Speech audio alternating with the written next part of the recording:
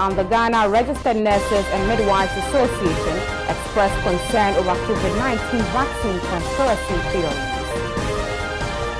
In business, former Energy Minister describes PDS contract as fraudulent. We've got details of these and many more stories coming up shortly. Please do stay.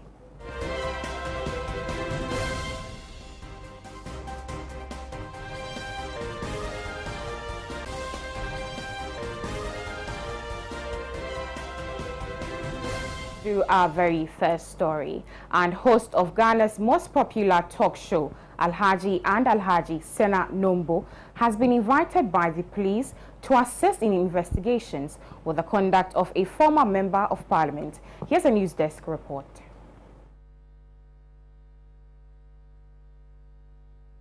A management source here at Pan-African Television says Mr. Nombo is being requested to assist in the investigation of a case of offensive conduct conducive to the breach of peace involving Honorable Alhaji Inusa Fuseni, former Member of Parliament for Tamale Central.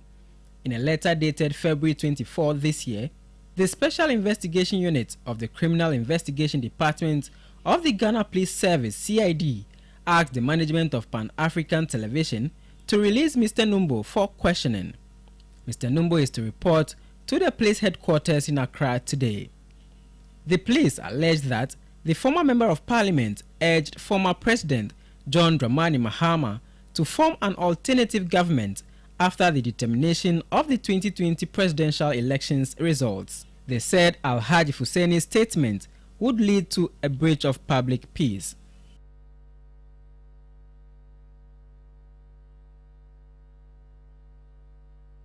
Now we've been joined on the phone lines by Sena Nombo, host of Alhaji and Alhaji. Good afternoon to you, Sena.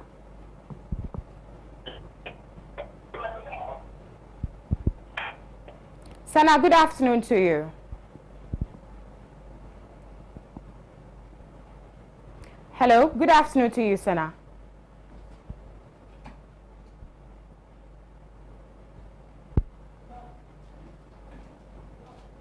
Okay, we're having a hard time reaching Sena, but we'll get him subsequently and have this conversation. Hello, Sena. Hello, can you hear me? Yeah, can you hear me, Sena? Yes, I can hear you clearly. Okay, good afternoon. Thank you for joining us here on Pan-African Television. Okay. Well, have you received any letter of invitation by the CID?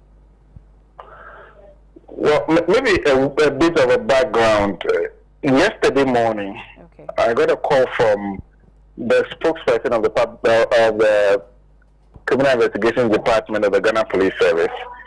She had called to tell me that they wanted me to assist them with investigations into some comments that were made by Honorable Inusa Fuseni, who is a member of Parliament for Tamale Central, okay, on the Alhaji and Alhaji platform. And when she called, I told her that because I worked with Pan-African Television and with Radio Gold, they needed to send a letter officially inviting me. Okay. And she said the call was to perhaps secure my agreement before the letter followed. And I told her that she would have to send the letter, okay, and management to look at it. Then they will advise the next step. Okay. The letter came in the afternoon, and I've seen a copy of it sent to me via WhatsApp. That's a photograph sent to me via WhatsApp. And it was for tomorrow. Okay. No, it was actually for today. It was yesterday, it was for today, 25th. Okay. And then I called back and indicated to her that I was unable to honor the invitation today. Because all the discussions I had pointed to the fact that I could not make it today. I can only be available on Monday. Yes, so I've seen the letter, and with that subsequent conversations where they have agreed that I come on Monday. So what was their response when you told them you honored the invitation on Monday? Well, initially, I must say that I'm not sure whether ESP or DSA Julian Albin was quite I think the word to use was very understanding. That they indicated initially that they had already prepared for today. But I also indicated that I have not been through this process before, and there was no way I was going to come to the Criminal Investigations Department of the Ghana Police Service without anybody accompanying me, considering the matter in question. So after a bit of back and forth, I think we have an agreement sort of. So on Monday, we'd have to confirm, and on Monday I'll be there. So you will honor the invitation? That is what I've been told by both of my bosses, both at Pan African TV and then at Radio Gold. They are of the opinion that I should honor the invitation, just that I should go in the presence of Allah. Okay. Thank you so much for making time to speak to us here on Pan African TV. Thank you. Welcome. So that was Sena Nombo, host of Alhaji and Alhaji Talk Show, giving us updates on the invitation he has received by the CID. But let's move on to some other stories. And the Ghana Registered Nurses and Midwives Association has expressed the association's excitement over government's procurement of 600,000 doses of AstraZeneca COVID-19 vaccines to help in the fight against COVID-19. The association has, however, expressed serious concern about the conspiracy theories and myths about the vaccines. According to the Ministry of Information and the Ghana Health Service, Ghana is expected to begin the first phase of vaccination on March 2nd, following the arrival of some 600,000 doses of AstraZeneca vaccines in the country. On Friday, February 19, the Information Ministry, in a joint press briefing with the Health Minister Designate and the Director of the Ghana Health Service, announced that the first batch of the vaccines will be administered to frontline healthcare workers, defense forces, government officials, and essential workers. An interaction with President of the Ghana Registered Nurses and Midwives Association, Perpetua Oforiampofo, to ascertain their preparedness to receive the vaccines and the measures put in place to ensure that all nurses and health workers under the association receive the vaccines. Perpetua Oforiampofo revealed that the nurses and midwives in the country and that the association are undergoing counseling and psychological training to encourage them to take the shot. Well, the 600,000 vaccines that have come in, from what we have engaged with the ministry to understand and the Ghana Health Service, health professionals are the first on the list, with other essential workers, and then the others will continue. So the targets, the first target, which is the health professionals, our major concern is about all of us, and especially our nurses and midwives. So how ready are our members to take the vaccine, considering that there's hesitancy out there, not only within the general population, but even among our nurses and midwives.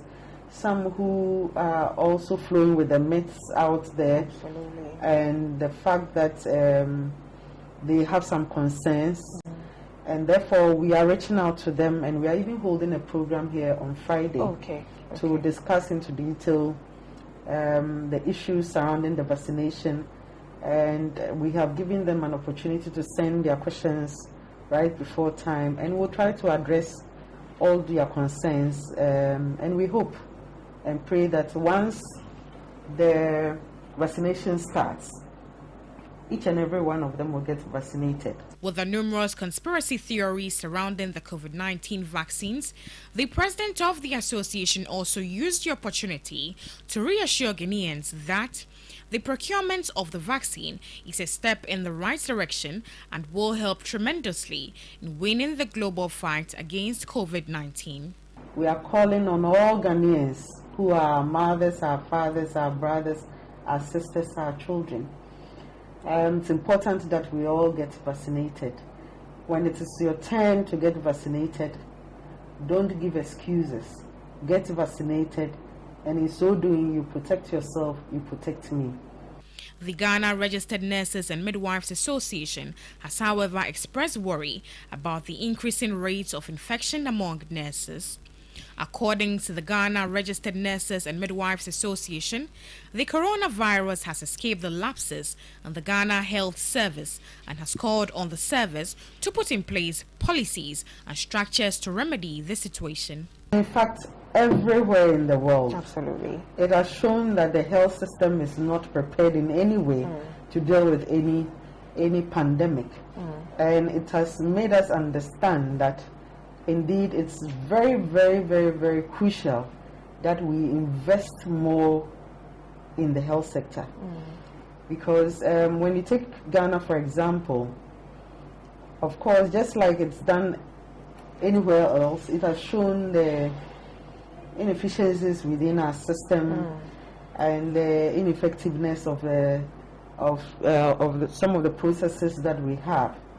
And but there is a good side to it that we have learned, for example, in Ghana, that when it comes to some items that are, or equipment that are used within the facilities, if we work hard at it, we can produce it ourselves, and we can use them. Right, that was the president of the Ghana Registered Nurses and Midwives Association talking about the vaccines that have been received in the country. Let's still stay on the vaccines, as the executive director of the African Center for Health Policy Research and Analysis, Dr. Thomas Anaba, has challenged government to fund the purchase of COVID-19 vaccines. Dr. Anaba says government must not wait on benevolent organizations to supply the vaccines to Ghanaians. He was speaking in an interview with Pan-African Television News. The former director of the Accra Regional Hospital, Dr. Thomas Anaba, says the AstraZeneca vaccine are safe and has called on Ghanaians to vaccinate. All measures that were taken to curtail the spread of the virus has not successfully ended the spread of the virus. But with the coming in of the vaccine, definitely we'll be reducing the numbers of people who will be infested, who can be infected by the virus and transfer it to other people. This means that a cycle of the virus is going to be cut at some point. It's just like any other vaccine. It has gone through various stages of research, and then it has been proven to be worthy of use by human beings. Means that it is efficacious, it is safe for human beings, it can prevent you from getting the virus. The only worry we have is that the education that needs to be done to get majority of people in Ghana accept the vaccine without any prejudice is left hanging. Government is not pulling its weight in that regard. So we urge government to quickly speed up the education on the vaccine. While they are vaccinating the first line, frontline workers, they make the education reach to every Tom, Dick, and Harry in the country, so that we'll have everybody accept the vaccine without any challenge. Dr. Anaba indicated that the vaccine has gone through the necessary trials and may also be useful in the treatment of the new COVID-19 variant. In case of the new variants that are coming, we are not setting up. It means that we must evolve another vaccine to combat them. We have different types of hepatitis B's and hepatitis C's, but when we give them the hepatitis B vaccine, it works for all of them. So we pray that this vaccine will work for all coronavirus that are in existence. On funding the purchase of the vaccines, Dr. Anaba chastised the government for relying on the COVID-19 vaccines global access facility for relief after huge loans contracted by government to fight COVID-19. To do more is to look for funds to procure more vaccines. What we have gotten today, the 600,000 doses, is a donation. We are targeting 20 million people in Ghana to be vaccinated. So we need to get government telling us how much he has procured, how much he spent in procuring. The only thing we know is that government has earmarked 51 million cedis or something like that for only the operationalization, going around to vaccinate, storing the vaccines, following up with for side effects and then the rest. That is money just meant for that. What money is government dedicating to buy 20 million doses for Ghanaians? Where is he sourcing it from? That is what we need to know from government. When will the rest come? We shouldn't only be looking at what people will donate to us. We want to see what we have bought, because right, those were some stories in relation to the COVID-19 vaccines that have been received in the country. But let's move away from COVID-19 and do some stories in relation to the ministerial vetting. And Member of Parliament for the Hohoe constituency and Minister Designate for Railway Development, John Peter Amewu, has disclosed that he did not in any way contribute to the exclusion of Santrofi Akpafu Lipe and Lolobi from the 2020 parliamentary elections. The former energy minister also claimed he would have garnered more votes if eligible voters of the SAR areas had exercised their franchise in the parliamentary elections. I sympathize with my brothers and sisters from the South for not taking the parliamentary voting process. Of course, I have brothers and sisters from there. Mr. Chairman, I went into this race as a player but not as a referee. I do not constitute the rules that were in place for me to come and contest. I just went in as a contestant. And unfortunately, for one reason, they were not allowed to vote in Hohoe. Mr. Chairman, that's beyond me, but I sympathize with them. And of course, I would have been very happy if the people of South voted, because in 2004 and 2008, those were my strong areas when I contested as a candidate. And so if they had voted, I strongly believe that even the margin made in Hohoe would quite be high. I sympathize with them. I only pray that the agencies that be taking measures are quickly to address the problem to enable them to take part in their voting processes.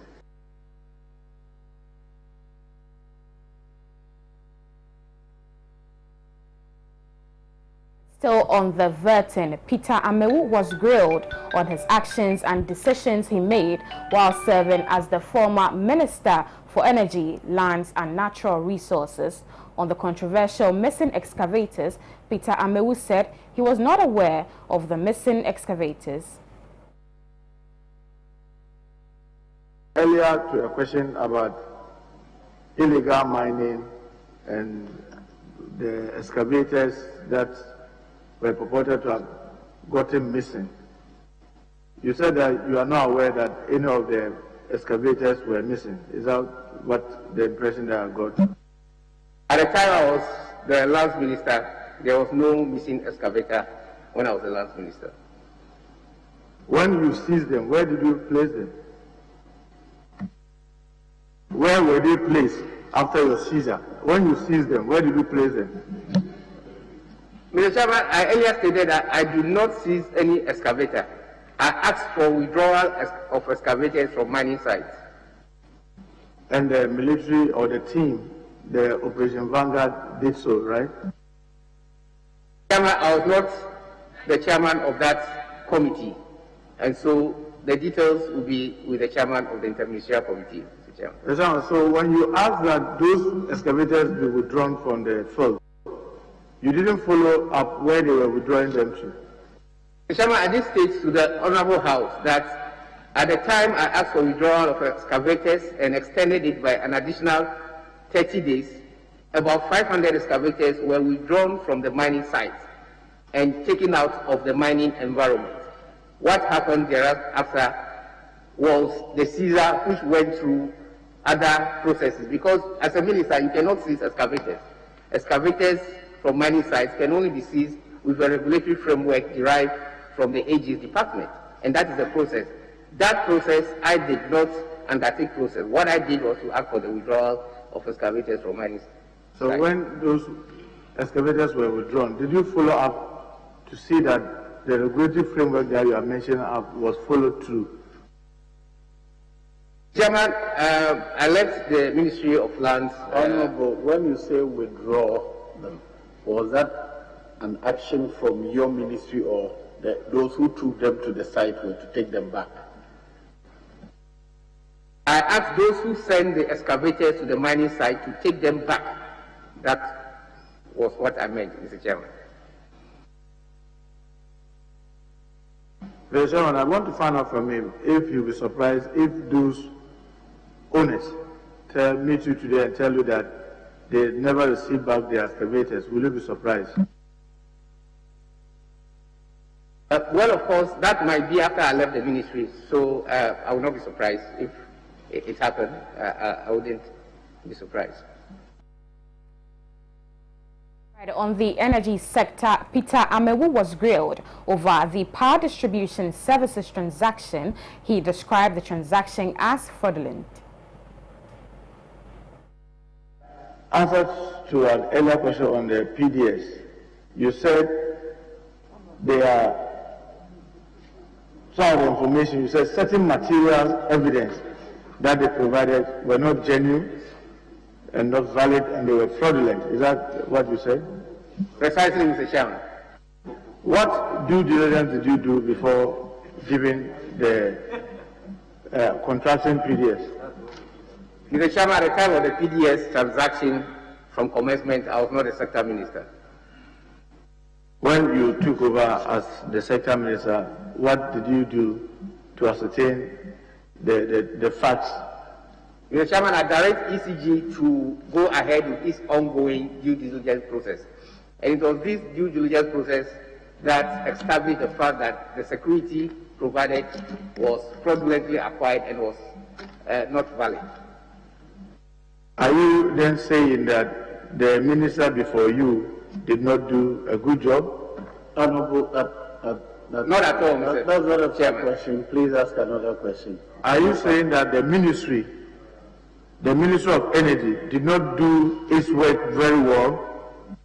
Not at all, Mr. Chairman. It's the same thing. It's not fair to ask him to pass judgment. Mr. Chairman, this is a very serious thing for the minister to tell us that the ministry that he supervises did not do its work well to the extent that the security that was provided was fraudulent. Mr. Chairman, this is something that we need to probe in. Honorable Leader, he said that when he came here, asked them to continue with their due diligence. And I was asking whether the ministry is then saying that the ministry did not do due diligence before awarding the contract.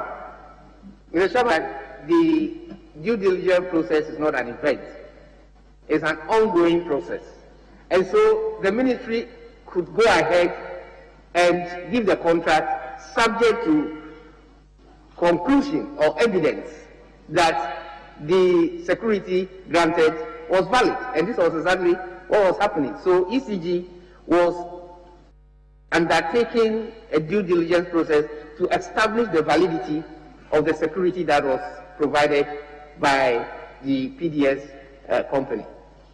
How long has the ministry been engaging in this attempt to engage PDS before the actual contract was signed? How long did it take the ministry? Mr. The asset was handed over, I think it's in March 2019. In March, the asset was handed over.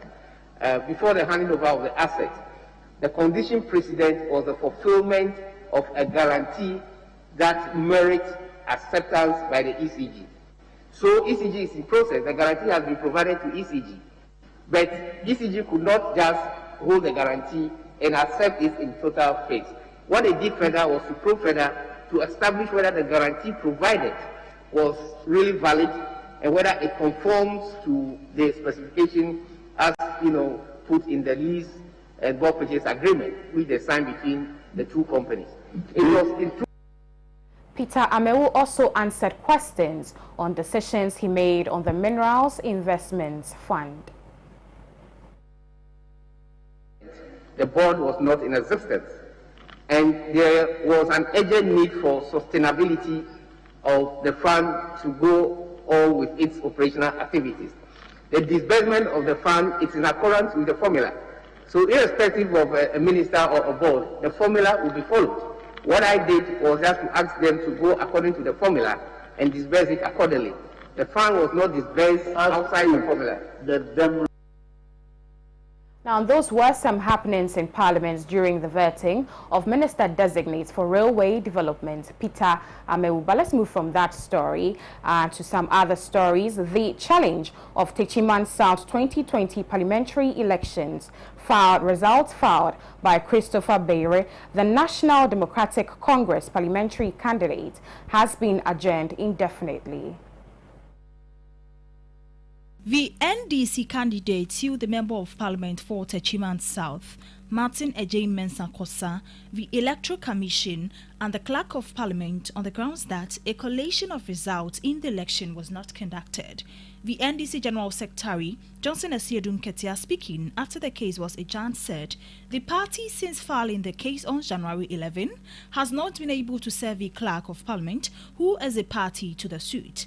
Due to the failure of a candidate to serve the suit on the Clerk of Parliament, Johnson Asiedun Ketia has revealed the NDC intends to discontinue the case against the Clerk of Parliament upon advice from his lawyers. Asiedun Ketia further added the case will not affect the party's case if the case against the Clerk of Parliament is discontinued and rather proceed against the Electoral Commission and Martin Ejay Mensah Kosa.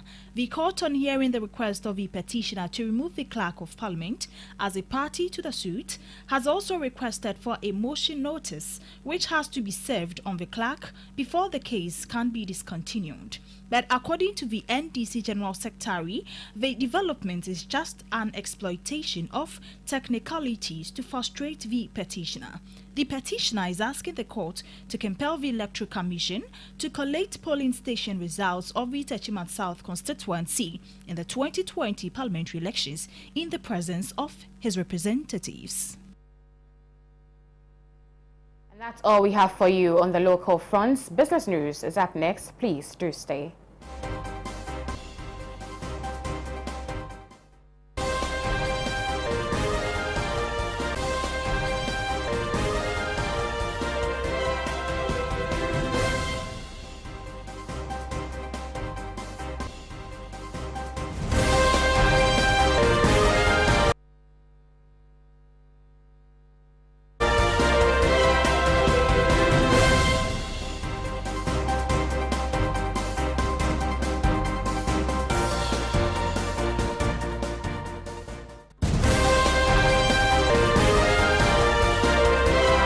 Business, former Energy Minister and now Minister Designate for Railway Development, John Peter Amewu, appeared before the Appointments Committee on Wednesday.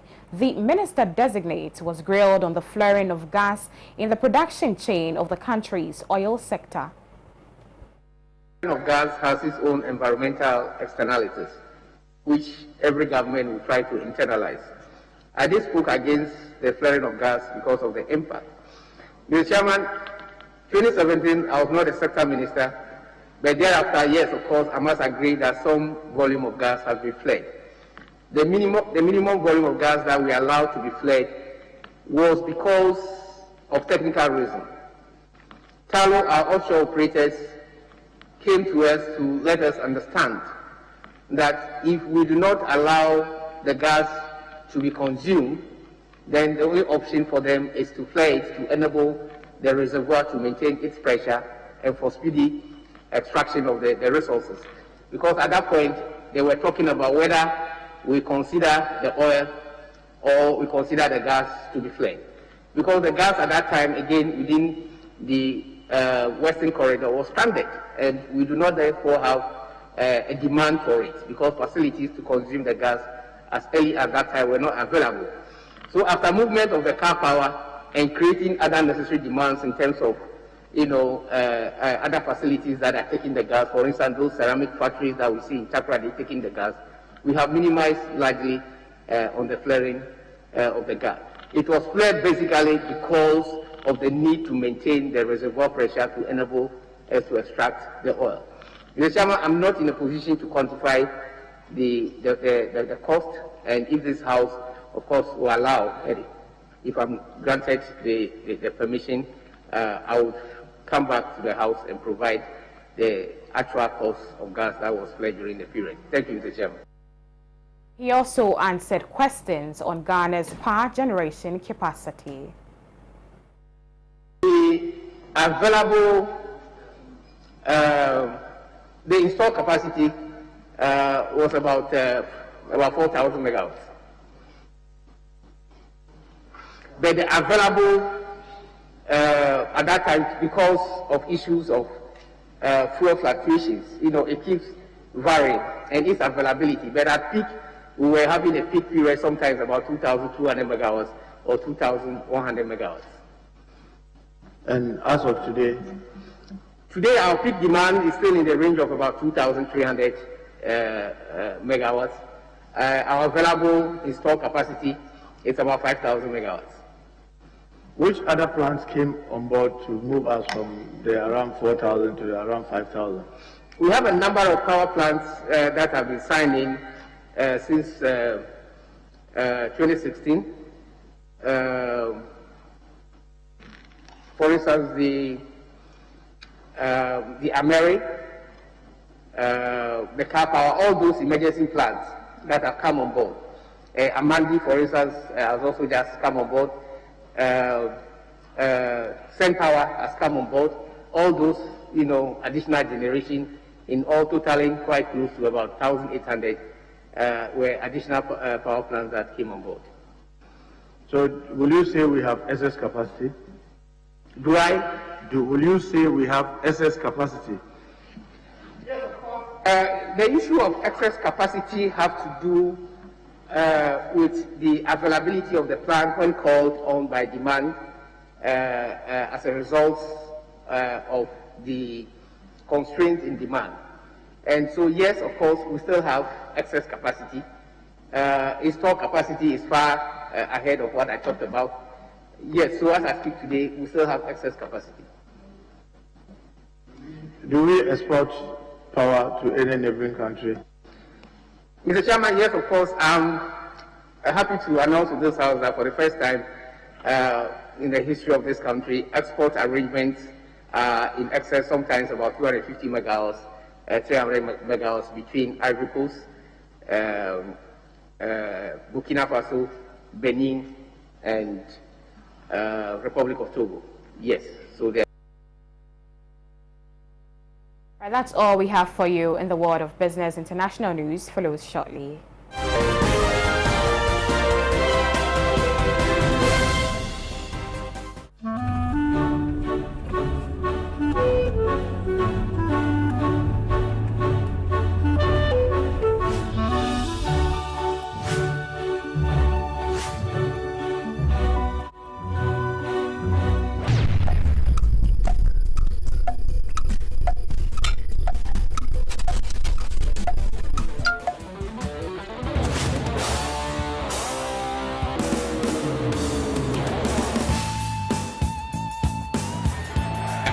It's incredible!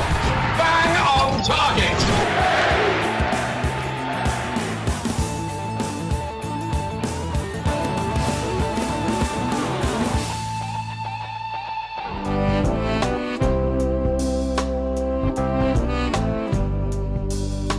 Yare bakwa ehaye mema pa, especially ya yenya 40 years and above no efire prostate ehon obetumi nya prostate enlargement anasta prostatitis se wokwa yaresabia na catch se wo PSA level eko higher kaina hu se wo prostate no ehon ya tochema se hu se wo chim ansa na wadwonso wo dwonso na emu apai anaso edu anadwo a wota dwonso a ene kaina hu se wonya prostate disorder.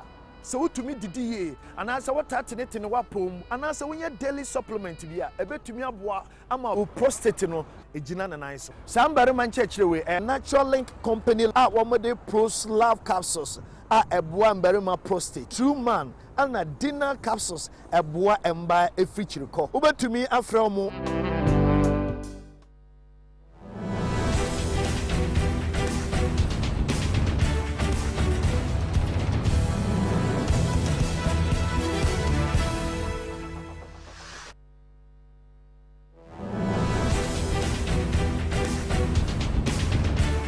Welcome back and thank you for staying with us. But let's do some international stories. And 5.4 million Salvadorans will go to the polls on Sunday, February 28, to elect 84 legislators of the National Assembly, as well as 262 mayors, municipal councils, and the deputies of the Central American Parliament.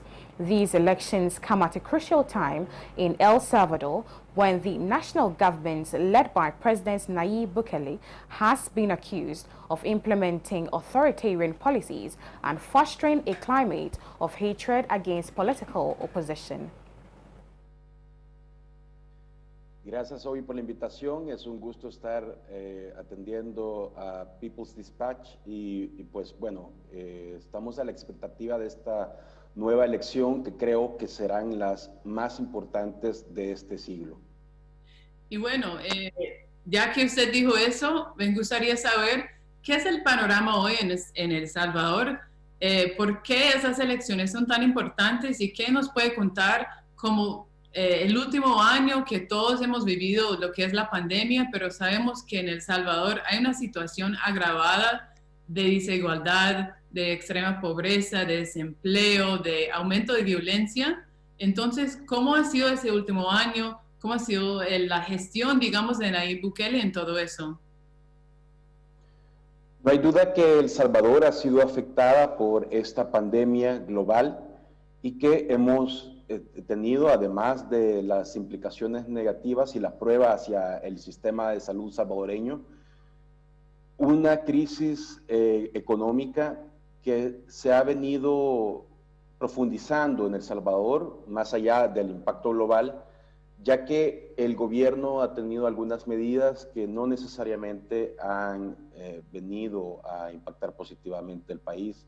A pesar de la aprobación por parte de la Asamblea Legislativa de un monto histórico en deuda pública, estos fondos no han sido invertidos en El Salvador, sino que han sido llevados a otros países, como es el caso de México, y se han comprado, según investigaciones periodísticas, alimentos a empresas mexicanas fantasmas a un sobreprecio, y que estos productos además pudieron perfectamente haberse adquirido en El Salvador para incentivar la producción salvadoreña, pero no fue esa la política del gobierno.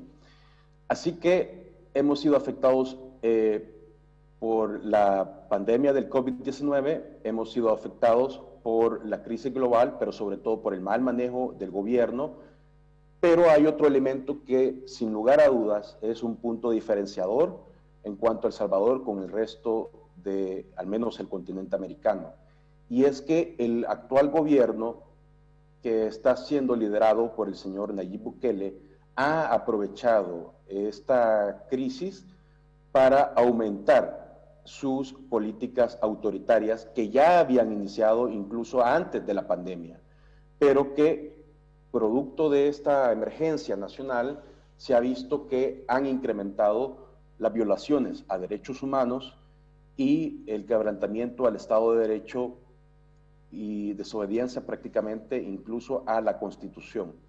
Así que hemos vivido un retroceso en materia de la institucionalidad democrática, un retroceso en materia de Estado de Derecho, un retroceso en materia de derechos humanos, y hemos visto que incluso el presidente de la República ha estado negando o tratando de hacer creer que la guerra civil que vivió El Salvador durante la década de 1980 y el acuerdo de paz producto de ese conflicto que lo conquistó que se crearan nuevas instituciones en una nueva democracia en El Salvador y que se cesara el conflicto armado, los calificó de una farsa. Y hemos visto con preocupación que han duplicado el presupuesto en Fuerza Armada, a pesar de que nuestra Constitución delimita muy bien las funciones de la Fuerza Armada y son para cuidar el territorio nacional y la soberanía nacional, y está utilizando de manera política a esta Fuerza Armada y de igual manera a la Policía Nacional Civil, y las ha puesto al servicio de su partido político Nuevas Ideas y han dejado de estar al servicio de la población. Ese es un panorama general de lo que está sucediendo en El Salvador, impactados por la pandemia, impactados por la crisis económica, pero también hemos tenido un retroceso en materia democrática y hemos sido impactados en materia del autoritarismo. Claro, es un panorama bastante complejo y en ese sentido quería saber, bueno, usted es candidato por la Asamblea Legislativa, hay una nueva, digamos, generación de miembros y miembros del Frente Farabundo Martí para la Liberación que están apostando a entrar a esos espacios institucionales para recuperar, digamos, una política progresista para la población, al servicio de la población. Entonces quería saber, bueno, ¿cuáles son las cosas prioritarias para usted en la Asamblea y cuál es la propuesta, digamos, desde el FMLN en ese momento histórico y cómo quieren recuperar el trayecto del país y salir de esa crisis que usted estaba describiendo?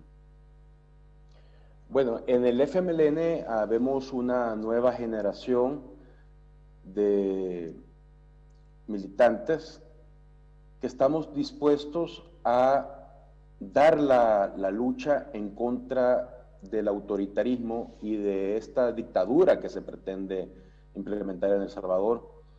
Otro punto que creo que se puede destacar, que se me olvidó comentar al principio, es que dentro de toda esta crisis, cuando los salvadoreños están preocupados por su salud y por su economía, el gobierno está discutiendo, entre ellos, una reforma a la Constitución que pretende alargar el periodo presidencial para que el señor Bukele permanezca más tiempo de lo que permite la Constitución, es decir, 5 años, dentro del Ejecutivo. Así que son vicios claros de una dictadura. Y nosotros, como nueva generación de militantes en el FMLN, estamos dispuestos a luchar en contra de esa dictadura porque tenemos conciencia de la esperanza que representa para la población el FMLN, en vista de que somos la única fuerza que de una acumulación de luchas del pueblo en la década de 1980 combatió una dictadura militar y la derrotó forzando unos acuerdos de paz en los que se le dio vida a nuestra joven democracia y que ahora estamos nuevamente bajo una amenaza en la que por el momento no se está viendo la crudeza de aquel entonces, pero es claro que la Fuerza Armada se está fortaleciendo, se está comprando lealtades dentro de la Fuerza Armada para implementar nuevamente acá en El Salvador una dictadura. De hecho, uno de los métodos que tenían los dictadores militares en El Salvador para quedarse en el poder era reformar la Constitución, aunque fuera exactamente el mismo texto, pero alargando su periodo presidencial. Es el mismo método que está tratando de implementar Bukele en El Salvador.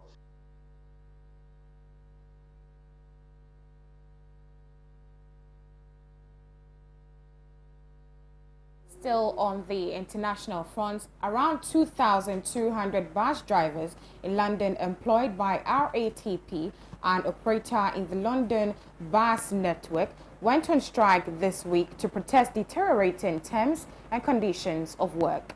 The first round of strike actions went on from Monday, February 22nd to Wednesday, with walkout also planned for the next week in the 3 RATP subsidiaries: London United, London Sovereign and Quality Line. The call for the strike was given by the Unite Union. Unite has accused the French-owned RATP of using the pandemic as a pretext to attempt pay cuts that could see some of your drivers lose up to £2,500 a year. According to reports, workers at London United, which operates services in South and West London, went on strike from February 22 to 24. Workers at Quality Line, based in a depot in Epsom, Surrey, went on a strike on February 22 and 23. Drivers at London Sovereign, which operates in northwest London, went on strike on February 22, and the strike action is also scheduled for March 3. Unite Regional Officer for RATP, Michelle Braveboy, said the strike action at RATP is to bring serious disruption to services in the south, west and north of London. RATP remains hell-bent on using the pandemic as a convenient smokescreen to attack key worker terms and conditions which, if implemented, will see drivers at London United lose up to €2,500 a year when the cost of living in the capital is soaring. These are not temporary changes, but permanent ones that will see members suffer a substantial financial loss. The dispute regarding the zero contract hours has also not been resolved, added Michelle Braveboy. The cuts in wages are a double blow for bus drivers in London as they have been already in distress due to the pandemic. In April last year, unions including Unite had demanded enhanced safety measures for transport workers in the wake of a spike in COVID-19 cases among bus drivers across the UK, especially in London. That's all we have for you on the international front. Many thanks to our international partners. The People's Dispatch. Sports News is up next.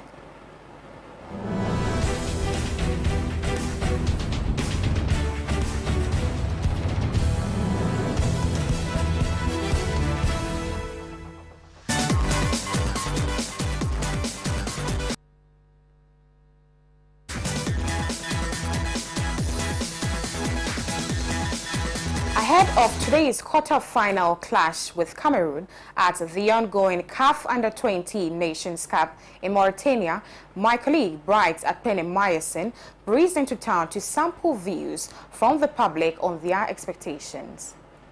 Their performances is way under expectation.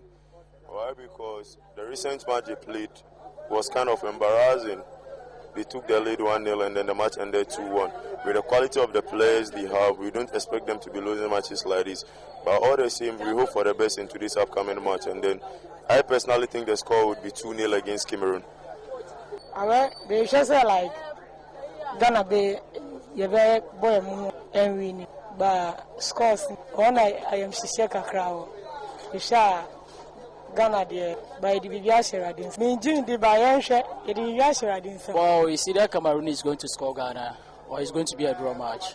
I heard the coach call local based players, but he has dropped some and called falling players. So for that one, I can't tell if whether Blaster is going to win or not. But you see that Cameroon will score Ghana, or it's going to be a draw match.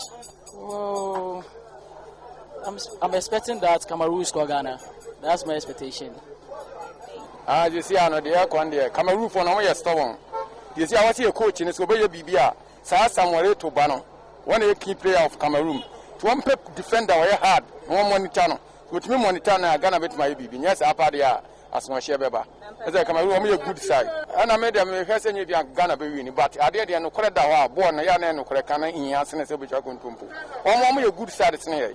Now, I'm still coaching, so I'm winning match with you 1 year to Bano. One a young key player. To monitor the you bet me I'll come Ghana.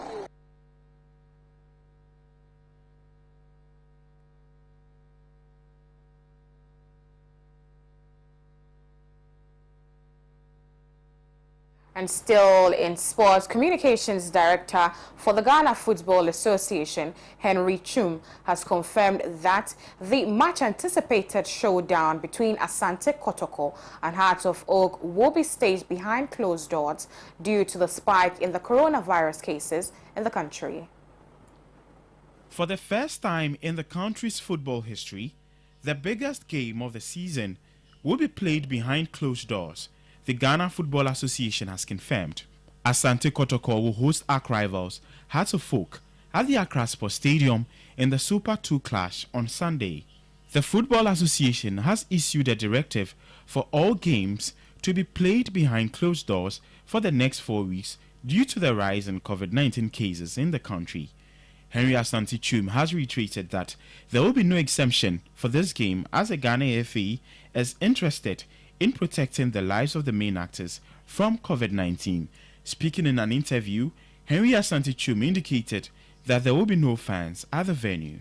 He pleaded with the supporters of the two teams to be patient as the GFA engages all the various stakeholders on how to make the game available for all to watch electronically.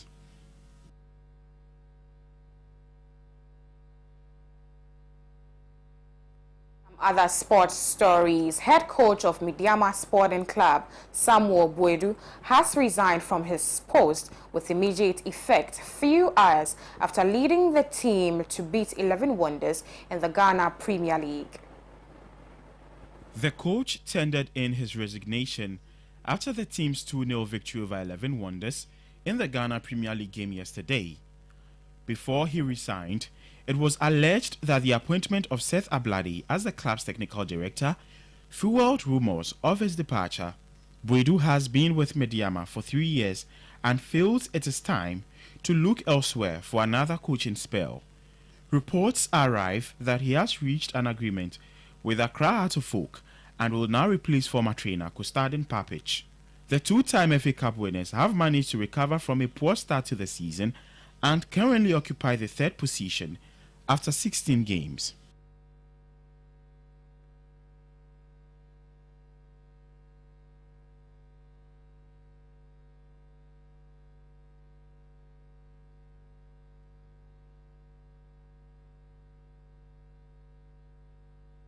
Have for you in sports, entertainment news is up next.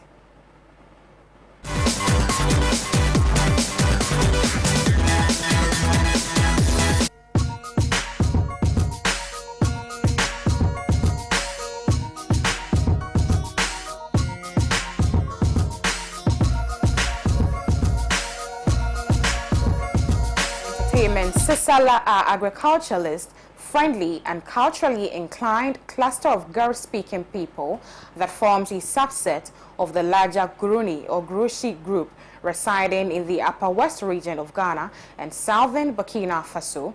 In Ghana, they are mostly found in Tumu and Gwolu areas.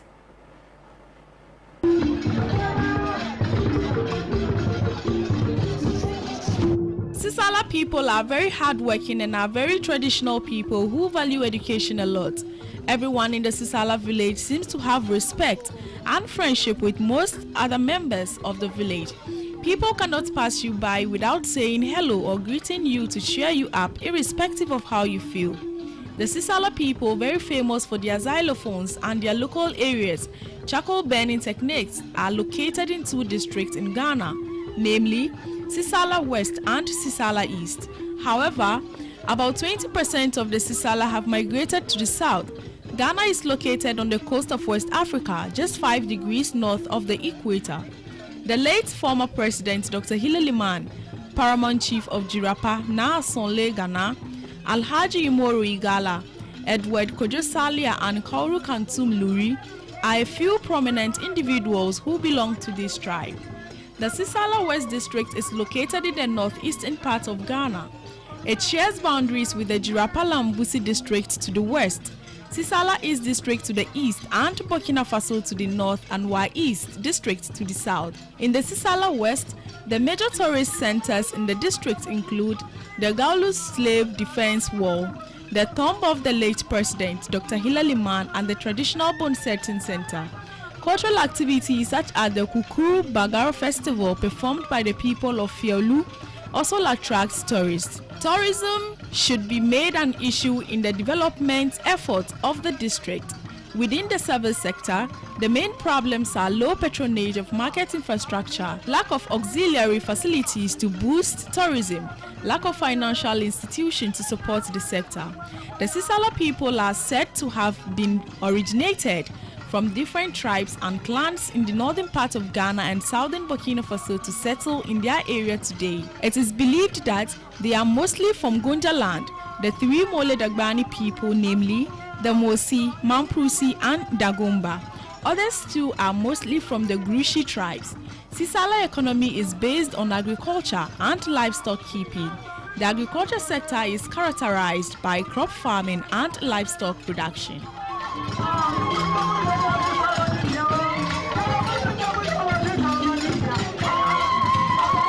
And that's all time will permit us here on the Midday News Bulletin. Before I leave you, let's do a recap of the headlines. And former Energy Minister John Peter Amewu describes power distribution services contract as fraudulent. Also, host of Alhaji and Alhaji invited to CID to assist in ongoing investigations on former Member of Parliament for Tamale Central. And Ghana Registered Nurses and Midwives Association expressed concern over COVID-19 vaccine conspiracy theories. In business, former Energy Minister describes PDS contract as fraudulent. As usual, I want to say thank you for spending 60 minutes of your afternoon with us here on Pan-African Television. My name is Makiza Micheline Latifa. Thank you so much for watching.